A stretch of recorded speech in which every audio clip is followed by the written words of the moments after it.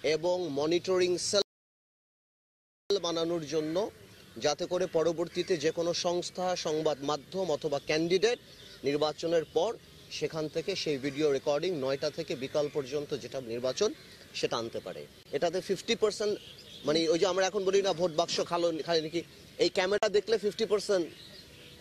Security সেখানে দাঁড়িয়ে যাবে। এটা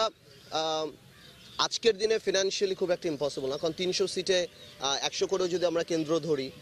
তাহলে 30,000 কেন্দ্র হবে হয়তো, সেখানে যদি 10টা করে বুথ ধরি এসে না, বাট সবই যে করতে হবে নট নেসেসারি, পর্যায়ক্রমে এটা করা সেটা যদি করা যেতে পারে আমার মনে হয় নির্বাচন প্রক্রিয়া আরো বেশি ভালো হবে। নির্বাচন কমিশন গঠন এবং সার্চ কমিটির বিষয়ে আপনারা, সেটাই তো বললাম, নির্বাচন কমিশন গঠন এবং সার্চ কমিটি নিয়ে যে কথাটা আপনি বললেন, এই কথাটা আমি রাষ্ট্রপতির সাথে প্রথমেই বলেছি, আইন করে গণতন্ত্র নিশ্চিত করতে পারবেন না।